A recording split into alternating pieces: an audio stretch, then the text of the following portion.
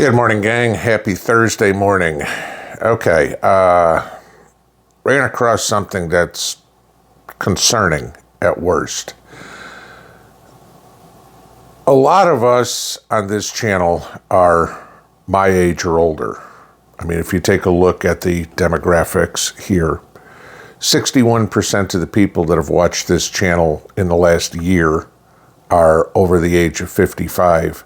83% of us are over the age of 45. As we all get older, obviously the body breaks down a little bit and we wind up on different medications to control whatever's wrong. This becomes a problem because what we have now found out, or what I have now found here, and I'll link this below so you guys can read this, is they've figured out another way to kill us. We have, worse than we thought, a severe prescription drug shortage in the U.S. Okay.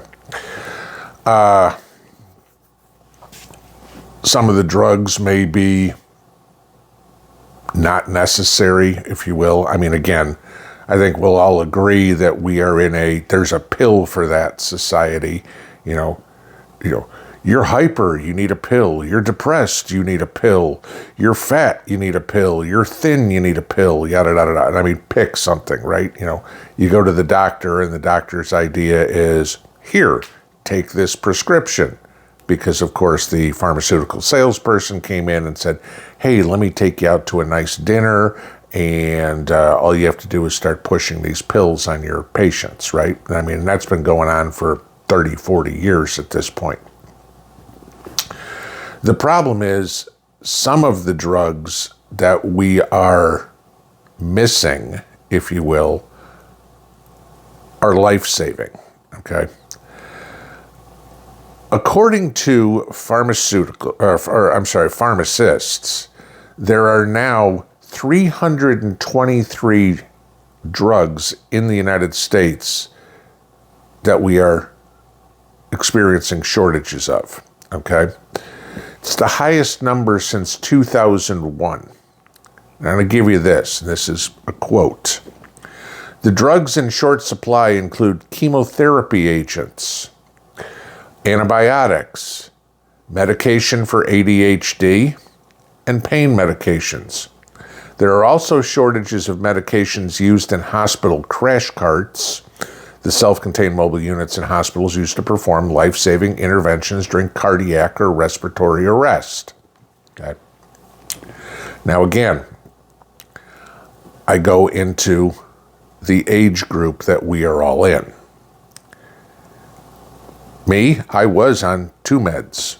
I'm now on 1, okay? And I'm working on seeing if I can get off the other one, the blood pressure medicine, though that's going to be a little more difficult because that's genetic for me, okay? But we'll see what can happen. It's like, okay, take a pill and keep my blood pressure normal, or get off of it and risk a heart attack or a stroke. Not exactly what I want.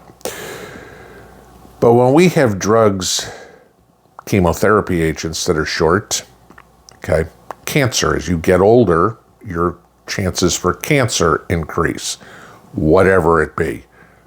Lung cancer, liver cancer, pancreatic cancer, skin cancer, yada, yada, yada. I mean, the body's just been through more, okay? But when you also talk about drugs that are in short supply on crash carts for cardiac heart attacks or respiratory arrests, okay, that's a way to kill us. Now you think about it. We've seen in the last year or so, oh my God, we've got to kill all the chickens. Oh my God, we've got to kill all the pigs. Avian flu, swine flu. Oh my God, we have to kill all the cows.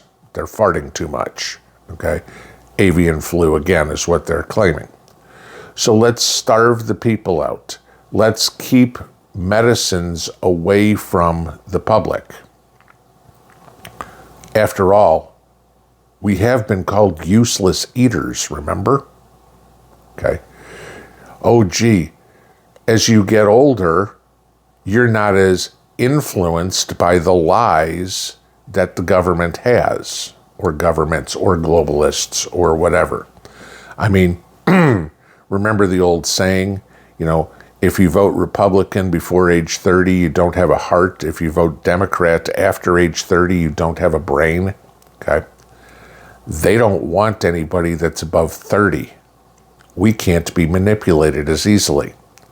There's a good reason why the military only wants young people.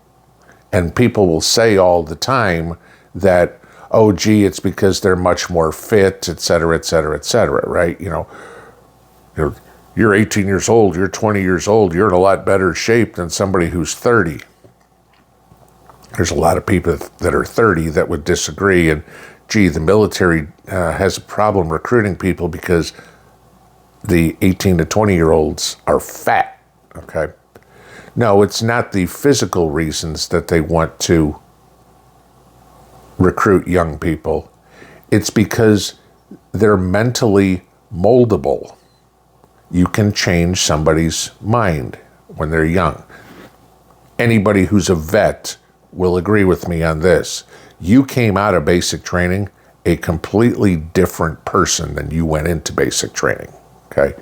They molded your mind. And a lot of that stuff never changes throughout life. And again, any vet will agree with me on that. Well, here's the issue. If we're expendable because we're not moldable, mind you, as you get older, you're more financially secure, you're smarter, you have more wisdom, you have more life experience. You can counteract the propaganda that's put out by all the globalists, by the liberals, to believe in the climate change bullshit, the green new energy plan bullshit, all this sort of stuff. We have to save the planet. You have to get rid of all the trees, right? When you're young and dumb, you'll believe them, okay? When you're young and dumb, you believe that cow farts actually affect the climate. Okay. When you get a little older, like most of us, 81% of us that watch this channel, and I'm not discounting the other 19% because you guys are way ahead of your years, okay? You get a little wiser and you can see through the bullshit. Well, so what's going on? So Utah did a study on this, on the national drug shortages, and wanted to find out the reasons for them.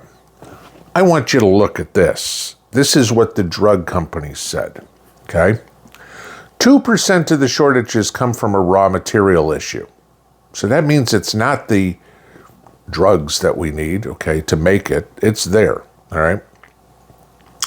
12% was a business decision. We don't want to make the drugs. 12% was a manufacturing issue. Okay, I'm going to leave this to the fact that maybe they don't have a plant for it, or maybe they don't have the employees that can, I don't know, pass a security clearance to work on a manufacturing floor for a pharmaceutical company. 14% was supply and demand.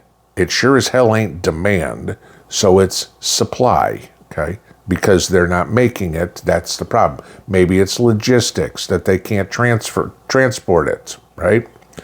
Gee, because so much of our drugs come from India and China anyway, maybe we have a logistics issue for the supply side.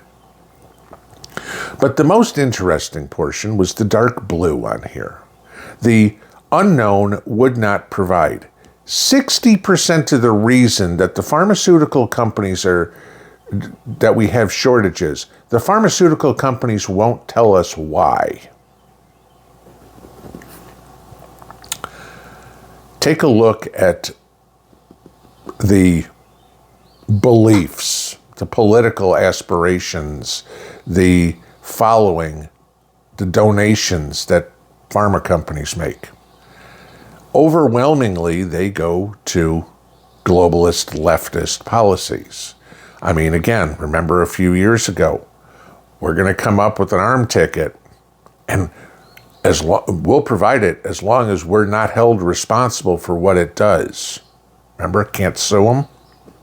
Yeah, look how that's turning out, okay? Something like 2 million people, supposedly, the last report I saw. Mortality rate after the fact. Okay.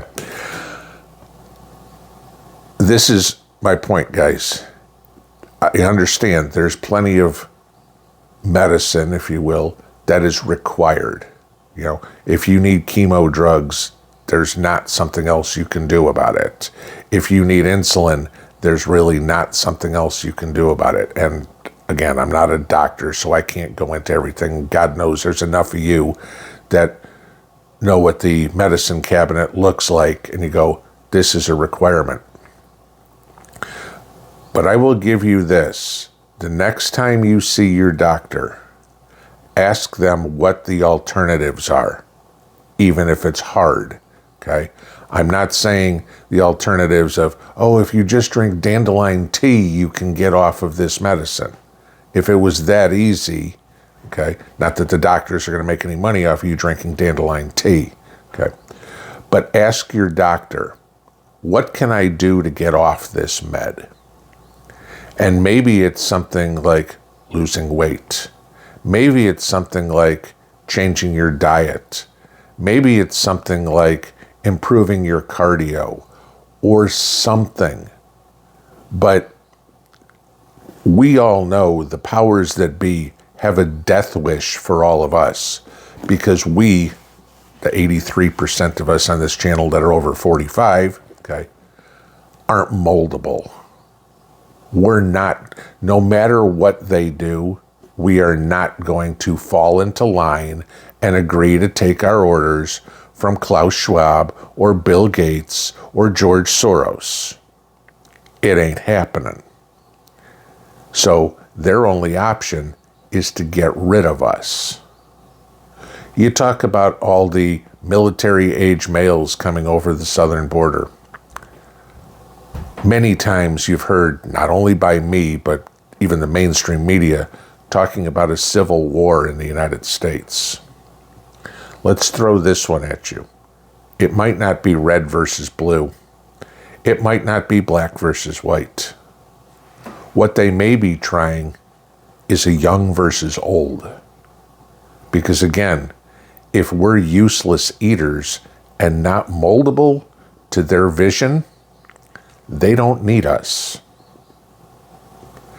Unfortunately, most of us at our age have the resources to fight back. When they try, they're going to have bit off more than they can chew.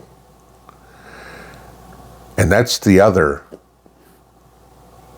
medical dispenser that you need to make sure that you have plenty of food for. Because when it comes down to it, and it's your life or theirs, what decision are you going to make? They want you dead. They won't tell you that. But if you start looking at all of the actions, they're trying to cripple you with food, they're trying to cripple you financially, they're trying to cripple you medically, etc., etc., etc., etc. Start putting the puzzle pieces together, and you'll see exactly what the plan is.